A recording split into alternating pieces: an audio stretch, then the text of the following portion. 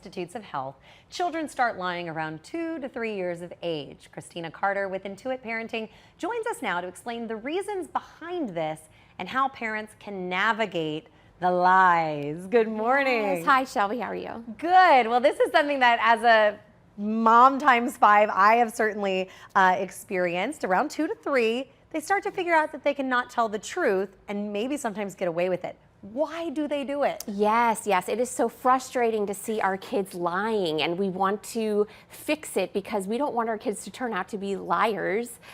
So why do our kids lie? There are a few reasons here. One big reason is they are trying to gain access to something.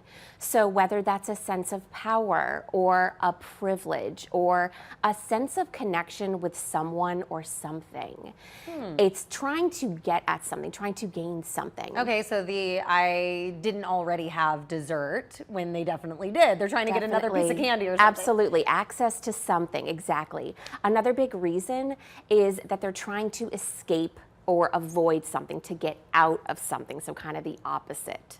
And then another reason is simply sensory stimulation. It's just exciting. So all behavior really does boil down to these few reasons, but it doesn't make them bad, and we feel like there's something wrong with them when they do that. But really, all behavior boils down to these reasons, and they are just trying to get a need met. Well, and we've talked about, Christina, before, having kind of your core values as a family. Yes. One, I think, value that my husband and I have talked about is like honesty. It really is important to our family to be truthful with our kids, even about hard topics. And we expect or want them to be truthful with us as well. Yeah. So how, as parents, can we navigate it when they are just kind of exploring these boundaries? Yeah. How do you navigate these lies? So there's a big mistake that parents make that really does cause instant defensiveness in our kids.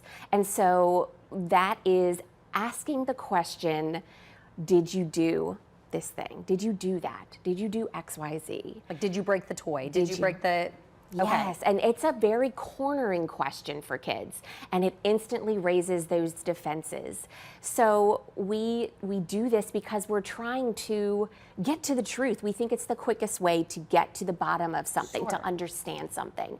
We also think it's going to lead to this revelation for our kids of, I'm lying, I'm sorry, and it's all out on the table, and we understand everything's great.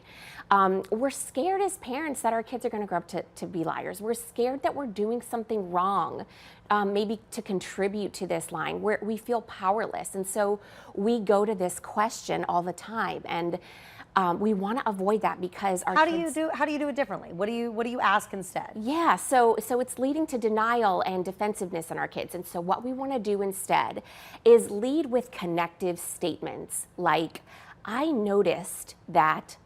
fill in the blank, with evidence of some sort that you've noticed. Okay. I noticed that X, Y, Z. Tell me more about what was going on for you in that moment, or help me to understand what's going on for you. Let's sit and talk about it. Come sit here, let's snuggle, and let's talk about it. Okay. Or things like, I love you, you are not in trouble. Let's talk about it. Let's figure this out together. What about when it's like an altercation with another sibling, right? Mm-hmm. Like somebody hit somebody. You know that they did it. They deny that they did it. Yeah. How do you handle that? Because in those instances, come sit and snuggle with mommy doesn't feel like the right thing. I need to take care of the kid who got hurt. You absolutely need to take care of the child who got hurt first and foremost. Okay. And then you can have sort of a calm conversation with the child who instigated. So we always want to take care of the injury and safety first and foremost. You're absolutely right. Okay. And then sometimes that gives the child that instigated a chance to come down, and then it gives you a chance to come down, and you're going to be way more receptive to, and they're going to be way more receptive to opening up and talking about it. Always the best advice. Christine, thank you so much for joining us. I really welcome. appreciate it. Thank you.